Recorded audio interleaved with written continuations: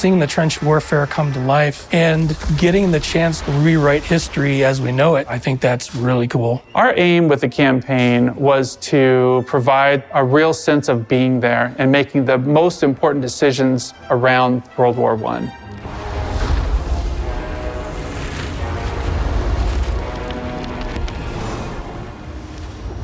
The campaign in the Great War Western Front allows the player to make choices on how they might play out history if they were involved in it. Deciding how you want to play out the war. Would you attack Verdun first? Would you have delayed and try to go around the southern part of it? Or would you focus more on the northern part? Would you try to be defensive or would you try to be offensive? You can play as either the Allied nations or the Central Powers in the campaign, and this gives the player a really unique way to play through history or redefine it. As the Allied nations, you have access to the whole host of countries that were involved from that side. The Allied nations consist of different countries and different nationality bonuses. This gives them access to different types of units and different types of bonuses to their actual units. For example, the French troops are cheaper to produce because they're fighting in France, so you don't have to worry about shipping troops over. The Canadians get bonuses from their smoke barrages and stuff like that. And the Americans get bonuses from tanks. So if you bring in a bunch of tanks, the Americans get more morale to them. One of the challenges that the player faces when playing the Allied nations is something we call unity of command. And what that means is when you have multiple commanders from multiple different countries issuing orders, that's not going to be as effective as if you let each country fight as a single unit. One of the advantages of the Central Powers is that they're all one nation working together.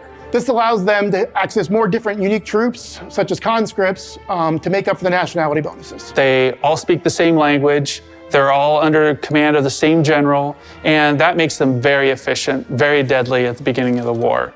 As the theater commander, you take control over the Western Front and how you move your forces around. So controlling your economy, controlling how your troops are deployed across the entire campaign map, dealing with research and the purchase of vehicle troops such as tanks and aircraft. If you want to have a tactical battle, you need supply. Everything that's purchased at the battlefield level is all supply. Supply does not accumulate over time. You have to buy that with gold reserves. So managing the gold reserve to supply ratio is really key to doing well in the game. As the theater commander, the player will earn research points throughout the campaign. There's multiple ways the player can earn these research points, either on a turn-by-turn basis, through events that happen throughout the campaign, as well as through objectives the player completes. These research points are then used in the tech tree to progress. The tech tree is basically used to increase your abilities, your power, your options when playing the game. The tech tree is broken down into several different types of branches: flight, engineering, infantry, and others. And these allow the player to decide how they want to wage war. For example, the player could use a lot of flight technology and get more advanced aircraft out, but this might be at the cost of their defenses on the battlefield. You can certainly unlock things in the same order as the Allied nations or Central Powers did through history, but you're not limited to doing that. You can play however you want to. And the player has to manage this concept we call national will.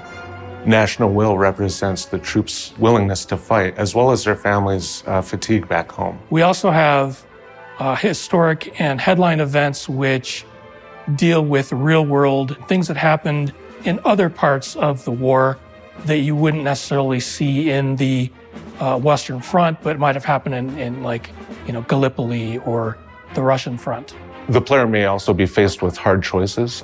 These are the kind of choices where the player will have an A or B option, and the option the player chooses can have a significant impact on the progression of the campaign. Because World War I was a battle of inches, you don't necessarily need an overwhelming victory in every battle. Just being able to hold the line is a great way to achieve a victory in itself. We're really excited to give you this more in-depth look into the campaign, and we're looking forward to revealing more in the future.